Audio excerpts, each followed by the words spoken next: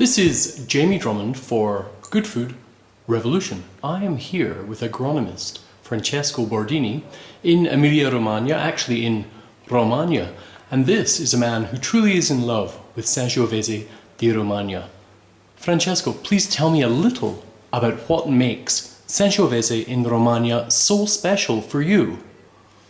So, in my opinion, Sangiovese is the grape who is more important in our region, and is very interesting because it's possible to talking about the soil, about the place, about the people who are in our region. Emilia-Romagna can produce interesting wines, especially when Sangiovese is the main grape of our region.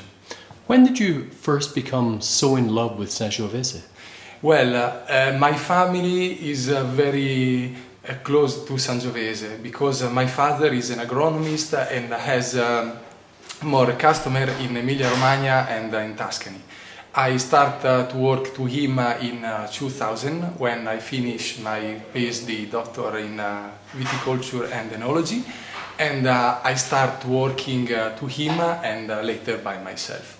And so when you work in viticulture and in enology in the middle of Emilia-Romagna, in the middle of Italy, in Tuscany and in Romagna, it's necessary falling in love with Sangiovese.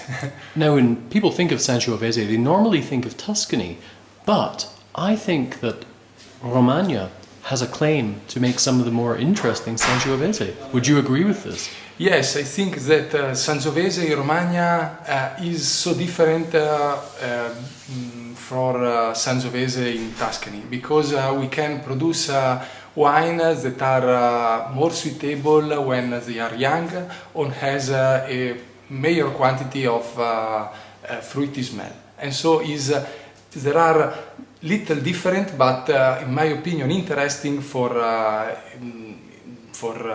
this kind of market. Okay. Now, you've recently assisted on the production of a map that breaks down all of the various soil types and sub-regions of Romagna. Would you mind explaining to our viewers a little about that, because it's quite an exciting project? Yes, this project was born when the Consortium of Production of Sangiovese di Romagna made the new rules for producing Sangiovese in 12 zones. The zones are different and it's possible producing different wines. Thanks for Alessandro Masnaghetti and Francesco Falcone was possible make a map and describe in a very particular things the different zone where it's possible to producing Sangiovese. And so this is an important time for Emilia-Romagna because now we have the rules for producing and we have a very interesting description of the different zones. Now, 12 zones, 12 sub-regions of Romagna may be a bit confusing for people who are new to the Sangiovese of Romagna.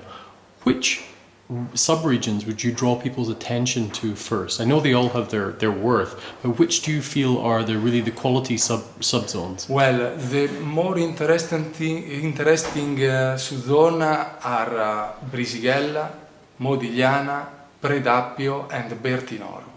Those are four very important sub-zones because are the higher sub-zone and they have different kind of soil.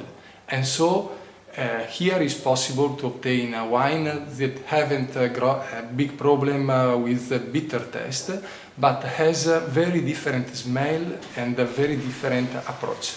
Now, in Modigliana and Brisighella we can obtain interesting wine for the long aging in mineral evolution. Predappio is famous for his sulfur smell. Bertinoro is more important for the quality of the tannin. And so I think that there are the four more important sub-zones and the Sangiovese wine has a very interesting and great character. You had mentioned earlier that one of the things that for you signifies Sangiovese within Romagna is this kind of bitterness that comes through in many of the wines. But you believe that with the higher altitudes, this bitterness, and also with red clay, the bitterness tends to dissipate somewhat, and you don't have that kind of bitterness on the palate so much? Well, I think that in general the high soil are interesting because when there is more sandstone, all the wine are more interesting. The presence of when in the soil there are red soil, red clay soil, the quantity of fruit increase better. Okay. On a closing note, do you see a bright future for Sangiovese di Romagna in the coming years? And what do you think it will take to educate the world wine drinking public as a whole to these very, very special wines? Well, I think that for learning to knowing Sangiovese Romagna is necessary learning and knowing the subzone of Sangiovese di Romagna, and especially for each market and each quality level divide different subzones where it's possible to obtain the right product, the right kind of wine for the different customer. Francesco, thank you very much for your presentation today and joining us at Good Food Revolution. Thank you very much. See you.